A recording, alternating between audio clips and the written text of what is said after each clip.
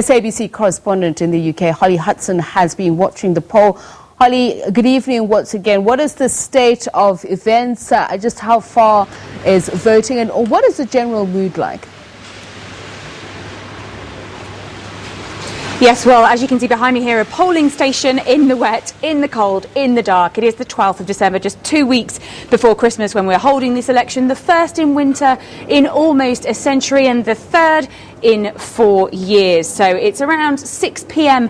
UK time here. In a couple of hours time, just a few hours, at 10 p.m. we will have what is known as the exit polls. That is the biggest indication of exactly which way this vote is going to go, and there is no underestimating exactly how important this particular election is. It's being billed as the most unpredictable election in a generation, and also the most important because it has seismic repercussions for the country in terms of the political direction it is going to go, including, of course, Brexit. When, how, and indeed if the UK will leave the European Union rests on the decision that voters make at polling stations like the one behind me here today. Now, we're expecting around 30 to 40 million people across the day and throughout tonight to make their way to polling stations and cast their vote at the ballot box. As yet, the latest polls indicate that Boris Johnson is on course to win that majority that he is seeking. Of course, that is why we're here. Boris Johnson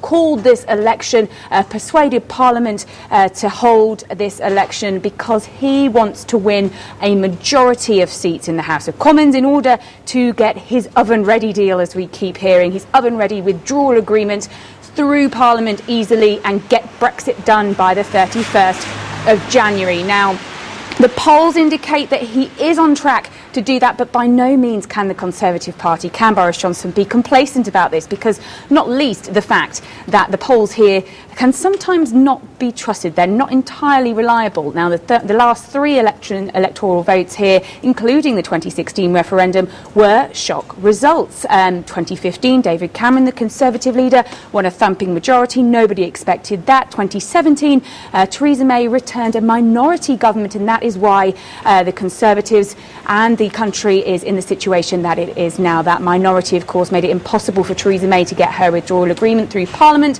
which in turn led to the Conservative Party electing Boris Johnson, and Boris Johnson going back to the country to try and, as he keeps saying, get Brexit done. But will that message land with voters? The country is, of course, still hugely polarised on the issue, and Labour, the main opposition party, have been trying to frame this campaign, this election, on anything but Brexit. They want the country to be focusing on the National Health Service, austerity, living standards. That is what they have been trying to pull focus on. But again, will that message land for them? We do not know as yet. All we do know is that the potential for what's known as a hung parliament, when neither party gets a majority of seats, over half of seats in the House of Commons, is a possibility. So the most unpredictable election in a generation, very much true story at the moment. Holly, as you say, that Brexit is that all-consuming political behemoth, but other issues you mentioned, healthcare, climate change, taxes and social care,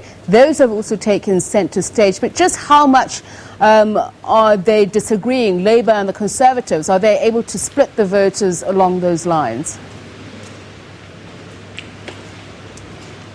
Well, they've had very different strategies during this campaign. Boris Johnson, we've seen over these 5 weeks, visiting those really sort of key marginal seats in the north of England and in Wales, in the Midlands, that are Labour strongholds, but that also voted Leave in the referendum. So he's had a very clear campaign strategy, a very precise message: get Brexit done. We've seen it on slogans across all manner of campaign material in relation to Boris Johnson throughout this election.